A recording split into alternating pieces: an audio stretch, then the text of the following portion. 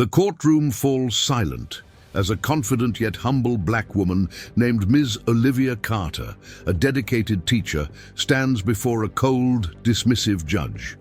When she tries to speak up to defend her students, the judge interrupts sharply, saying, "This is not your classroom, miss. Learn your place." The crowd snickers. Olivia lowers her eyes, holding back tears. But moments later, when the judge receives a confidential document, the truth hits him like lightning. The woman he just insulted is not only a teacher, she's the newly appointed Education Secretary of the state.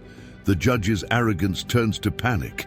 The entire courtroom gasps. The story opens inside a crowded courtroom, buzzing with whispers and tension. The air feels heavy, a mix of authority, arrogance, and quiet anticipation.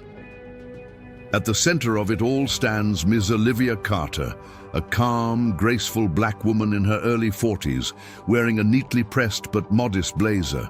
Her worn leather briefcase rests on the table beside her. She clutches a few neatly organized papers, documents she spent nights preparing herself, since she cannot afford an attorney. Across the room, seated on his polished mahogany bench, is Judge Raymond Steele, a man with a reputation for being strict, dismissive, and condescending toward people he considers below his status. His gavel gleams, his robe immaculate, and his tone cold as ice. The bailiff announces her case number 4587, Carter versus the State Education Board. Olivia steps forward, her voice steady but soft. "Your Honor, I'm here on behalf of Jefferson Community School. The district has shut it down. Our children, mostly from low-income families, have nowhere to go." Judge Steele leans back in his chair, unimpressed. He glances at her file with a smirk. "Miss Carter, are you a lawyer?" Olivia shakes her head. "No, sir, I'm a teacher." The courtroom chuckles quietly. The judge sighs dramatically. "Then I suggest you remember your place. This is a court of law, not a classroom." Laughter ripples again from a few onlookers, and the camera pans to Olivia's face. Her lips tighten slightly, but she keeps her composure. Her eyes glimmer, not with anger, but with quiet dignity. She tries again, unfolding a paper. "With all due respect, Your Honor, this isn't just about a building. It's about our children, their future." Bang! The judge slams his gavel. "Enough! You've had your say. Sit down before you embarrass yourself further." Olivia lowers her eyes. The courtroom's laughter stings like a slap. The bailiff looks uneasy, but says nothing. She slowly sits, her hands trembling slightly, clutching the papers that represent months of effort. Proof of misuse of school funds, signed petitions from parents, photos of abandoned classrooms. The judge moves briskly to dismiss the case. The board's decision stands. Case dismissed. A hush falls. Olivia blinks rapidly, holding back tears. As she gathers her papers, the camera lingers on her. A woman who has given her life to her students, now humiliated for speaking up. In the gallery, a young intern seated at the back frowns. He quietly starts recording the moment on his phone. Something about the judge's cruelty doesn't sit right with him. Olivia stands, shoulders back. She doesn't cry. Instead, she looks straight at the judge and says softly, "One day, Your Honor, you'll understand what true education means." Judge Steele chuckles dismissively, turning to the next case. But the camera lingers on his face for a few seconds too long. A subtle foreshadowing. His arrogance will soon meet its reckoning. As Olivia walks out of the courtroom into the sunlight, humiliated but not defeated, her silhouette framed by the courthouse doors. They silenced her voice that day, not knowing who she truly was, and how the truth she carried would shake the very system that tried to silence her. This expanded version sets up tone, character conflict, and emotional investment right from the start, essential for hooking viewers within the first minute of your YouTube video. The screen fills with the soft morning light pouring through cracked windows of an old classroom. The paint on the walls is chipped, desks are mismatched and worn. Yet inside this humble space, laughter and life bloom. Miss Olivia Carter stands at the front, chalk dust on her fingers, her warm voice guiding a group of energetic children through a math problem. "If you believe you can, you're already halfway there," she says with a smile. The children, many from struggling homes, raise their hands eagerly. One boy, Malik, beams proudly as he solves the equation. Olivia claps softly, her joy genuine and pure. For Olivia Carter, teaching was not a job, it was a calling. Every child in her class was a story waiting to be written, a dream waiting to be believed in. Cut 2. Olivia in the teacher's lounge, sipping black coffee from a chipped mug. Her co-worker, Mrs. Henson, sighs over the week's news, another budget cut. They say the board's redirecting funds again. That's the third time this year. Olivia frowns, but stays calm. Then we'll make do. We always do. Later that week, she's seen walking through the local store using her own paycheck to buy notebooks, pencils, and a few snacks for her students. She hesitates before checking out. Her wallet is almost empty, but she forces a smile and pays anyway. Cut 2. Olivia walking home through the cold evening streets. Her apartment is small but tidy, filled with books, student drawings, and stacks of lesson plans. She eats a simple dinner alone, a bowl of soup, before grading papers late into the night. The next morning, we see a little girl named Tanya crying because her shoes have torn apart. Without hesitation, Olivia opens her locker and hands her an extra pair of flats she bought years ago. "They're a little big, but they'll do until we fix yours," she says kindly. The girl hugs her. Olivia smiles, holding back tears. Later, during recess, Olivia helps a student struggling with reading. She kneels beside him, her hand gently guiding his finger along the words.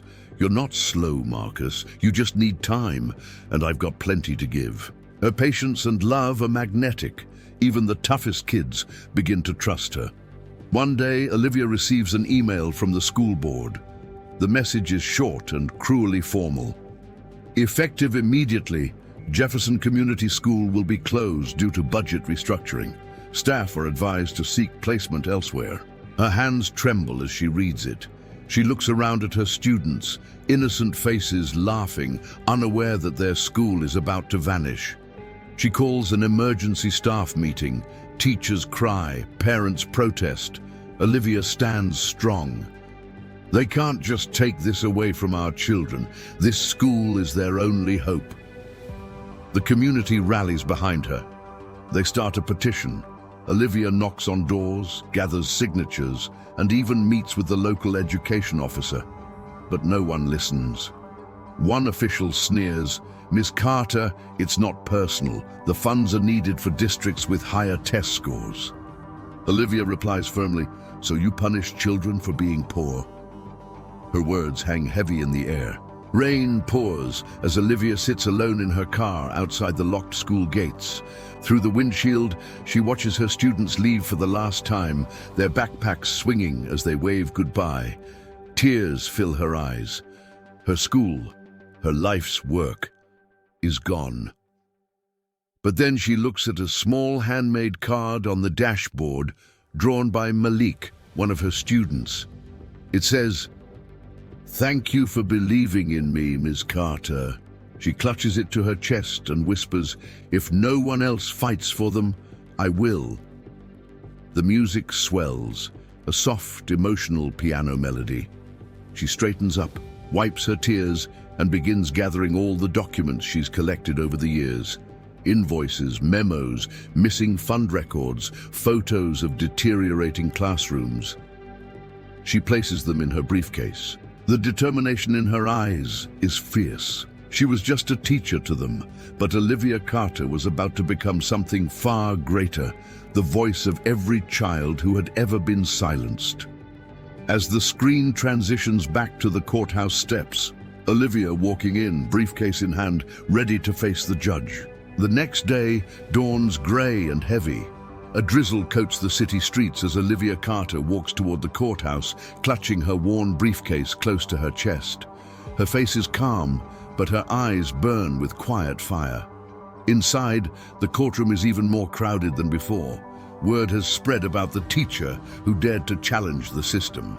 Journalists fill the benches whispering, some mock, some curious. Judge Raymond Steele adjusts his robe and leans back on his chair, exuding smug confidence. His polished nameplate gleams, Honor R. Steele. Olivia stands at the plaintiff's table, a few papers neatly arranged before her. No lawyer, no assistant, just truth and courage. The judge taps his gavel lightly. Ms. Carter, you may proceed. Briefly. The court doesn't have all day. Olivia takes a slow breath.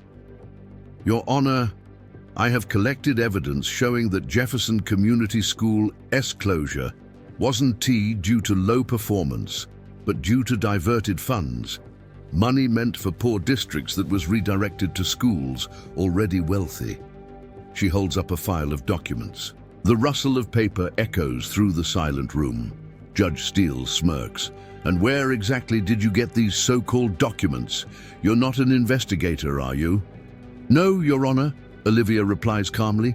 I'm a teacher, but teachers investigate truth every single day. A few people in the gallery exchange glances. The judge's expression hardens. Olivia continues, showing receipts and budget reports projected on a screen. The numbers are undeniable. She points to one line. Here, $450,000 was assigned to Jefferson, but only $12,000 ever reached the school. The rest was labeled as miscellaneous district maintenance. No such projects exist. The judge waves dismissively. This isn't an audit hearing. You're wasting this court's time with speculation. With respect, Your Honor, it's not speculation, it's evidence. Her tone remains composed, firm, respectful, but unyielding. The audience begins murmuring. Even a few journalists lean forward. Judge Steele slams his gavel again. Order! This woman is trying to turn my courtroom into a political circus. I will not entertain amateur theatrics. Olivia lowers her papers and looks up at the judge directly. Her voice is steady, but her eyes shine with conviction. Your Honor, I didn't come here for theatrics. I came because my students, children with dreams, are being punished for being born poor. I came because I believe justice still exists somewhere in this building. The courtroom falls silent. Even the bailiff looks uncertain. The judge scoffs. Justice! Don't preach to me about justice, Ms. Carter. You're a teacher, not a savior. Learn your limits. He leans forward, his tone dripping with disdain. You think standing there with your sad stories will change the law? Olivia hesitates for a moment. Her hands tremble slightly, but she doesn't break. No, Your Honor, but maybe it can change a heart. A quiet gasp spreads across the courtroom. Her words land like a thunderclap. Judge Steele's face reddens. That's enough. I will have you held in contempt if you keep lecturing this court. He motions to the bailiff. Remove her if she speaks out of turn again. The bailiff hesitates, glancing at Olivia, a woman standing tall against impossible odds. The young intern at the back, the same one who recorded the first hearing, is now filming discreetly again. The world needs to see this. Olivia nods respectfully. Then I will say no more, Your Honor, but the truth doesn't need my voice. It speaks for itself. She gathers her papers quietly and steps back, sitting down. The courtroom is utterly silent, tension so thick you could feel it. Judge Steele, visibly annoyed, rubs his temples. This case is dismissed. The plaintiff has failed to provide admissible... Suddenly, the courtroom doors open with a heavy creak. A man in a dark suit enters, calm, authoritative, carrying a sealed brown envelope. He walks straight to the bailiff and whispers something in his ear. The bailiff's eyes widen slightly. Your Honor, the bailiff interrupts. Urgent document from the governor's office. The judge frowns, irritated by the interruption, and gestures impatiently. Fine. Hand it over. He opens the envelope. His confident smirk fades. His eyes dart across the paper, disbelief spreading over his face. The courtroom waits. Olivia watches quietly. The judge looks up at her, his arrogance drained. His hands tremble slightly as he adjusts his glasses. He finally understands who she really is. The camera zooms in on the judge's face, pale, stunned. Olivia tilts her head slightly, her calm gaze never breaking. For years, she taught children to stand up for what's right. Today, she was teaching a judge. The courtroom is thick with tension. Olivia Carter sits calmly, papers still in front of her. Judge Steele sits upright, trying to regain control, his face a mixture of irritation and disbelief after reviewing the document handed to him by the bailiff. He clears his throat, attempting authority, but his voice falters slightly. "What is this?" The bailiff steps forward, holding the sealed envelope that had just arrived from the governor's office. "Your Honor, this is an official notification regarding Ms. Olivia Carter." The judge's hands shake as he carefully opens the envelope. The room grows silent. Reporters, parents, and students waiting anxiously. Olivia's eyes remain steady, calm, yet a subtle smile plays on her lips. He pulls out the official letter, appointment papers declaring Olivia Carter as the new state education secretary. Time seems to freeze for a heartbeat. The judge reads through the lines again, disbelief etched across his face. This cannot be," he mutters under his breath. Olivia stands slowly, her posture regal yet composed. She looks around the courtroom, letting the weight of the moment sink in. The gallery gasps collectively. Whispers ripple through the room. She's the Secretary of Education? The teacher he just humiliated? No way. Even the young intern filming at the back lowers his phone, jaw dropped. Judge Steele rises from his bench, visibly shaken, his gavel trembling in his hand. You are the Education Secretary." Olivia nods, her voice calm but firm. "Yes, Your Honor. As of this morning." The courtroom erupts, some stunned, some cheering quietly. Parents and students exchange glances, some with tears of joy. The young teacher sitting nearby whispers to a colleague, "She's been fighting for us all along." The judge's face flushes red, his arrogance replaced by panic and regret. He looks around, realizing the weight of his earlier actions. I had no idea," he stammers. "No, Your Honor," Olivia replies, her voice steady and commanding. "You did know. You chose to dismiss my words, my evidence, and my voice, because you underestimated me, because you judged me by what I appeared to be, not by what I am." The audience is stunned into silence. A few reporters scribble furiously in their notebooks. The parents in the gallery whisper to each other, their eyes brimming with hope and pride. Olivia continues, letting her calm dignity dominate the room. "I am still the teacher you mocked. I am still the woman who cares about every child in Jefferson Community School. But now I also hold the power to ensure that justice is done and that every child's education is protected." The judge swallows hard. His smirk is gone, replaced by genuine humility. He clears his throat. "Ms. Carter, I owe you an apology." Olivia offers a small, dignified nod. She doesn't speak. Her presence alone conveys grace and strength. Olivia motions to the young intern in the back. "You may release this recording to the public. Let everyone see that justice cannot be silenced." He nods, holding back tears. The sound of a phone click resonates like a victory bell. The courtroom atmosphere shifts completely. Former whispers of mockery turn into admiration and respect. Teachers and parents cheer quietly, while Judge Steele lowers his eyes, visibly chastened. Olivia steps forward to the podium, addressing the entire courtroom. "This isn't about me.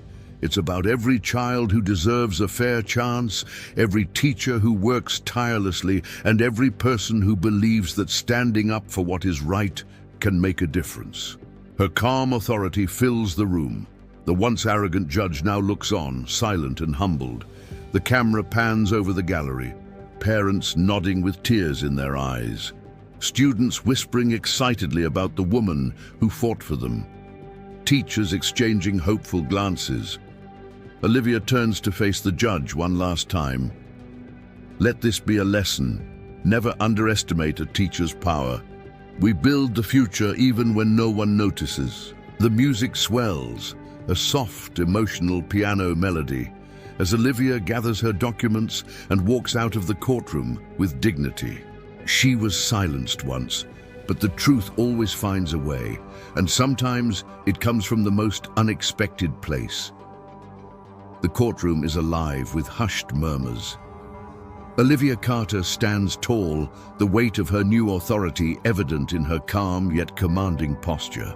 The once arrogant Judge Steele sits frozen, staring at her papers as if realizing for the first time the magnitude of his misjudgment. Olivia steps forward slowly, addressing the entire room. Education is not about hierarchy. It is not about appearances, nor titles, nor who sits on the bench. Education is about opportunity, about giving every child the tools to dream, to succeed, to live beyond their circumstances. Her voice is firm yet compassionate, echoing in the silent room. Parents, students, and fellow teachers watch, their eyes wide with awe. Even the reporters are captivated. A few take out phones to capture this historic moment. The judge tries to interject. "Ms. Carter, you cannot..." Olivia raises a hand gently, halting him. "Your Honor, I am not here to argue. I am here to ensure that justice, fairness, and dignity are upheld. Today, we correct wrongs, not for recognition, but because it is the right thing to do." Olivia motions toward her documents. "I am initiating a full audit of the school board's fund allocations. Every child deserves a fair education. Every teacher deserves support, and every school, regardless of neighborhood, deserves the resources promised to them." The courtroom breaks into quiet applause. Even the judge lowers his gaze, ashamed but respectful. Olivia continues, turning to the parents in the gallery. "I will personally oversee that Jefferson Community School reopens. The students will have proper classrooms, books, and teachers who are supported and valued. This is not a favor, it is justice." The parents whisper excitedly to each other, some wiping tears from their eyes. The children, though young, sense the gravity of the moment. One boy whispers, "She's amazing." Olivia smiles faintly, her eyes glimmering with hope. And let this be a message to every institution, every adult, every leader.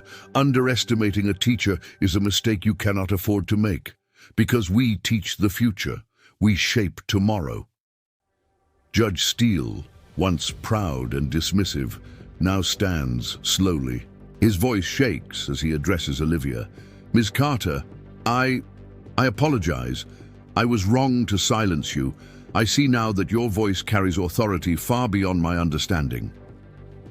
Olivia nods gracefully, accepting the apology without malice. "Thank you, Your Honor. Let this be a lesson. Respect and fairness are not privileges. They are rights." The audience watches as a symbolic moment unfolds. Arrogance humbled, dignity honored, and justice restored. The doors of Jefferson Community School swing open, newly painted, bright, and full of life.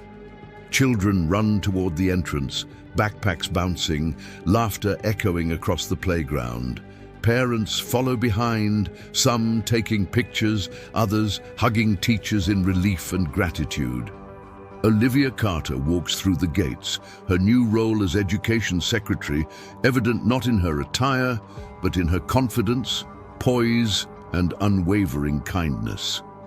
She kneels to greet her students. "Welcome back," she says softly.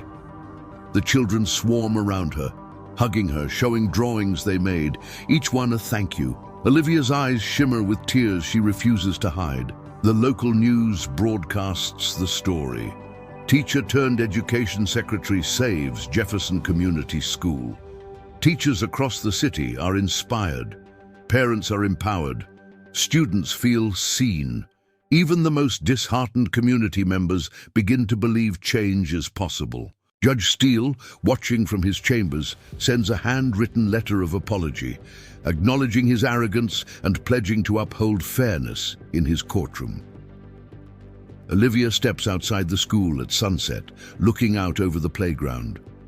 The soft golden light bathes her in warmth. She was silenced once. She was underestimated, dismissed, and mocked. But Olivia Carter knew one simple truth.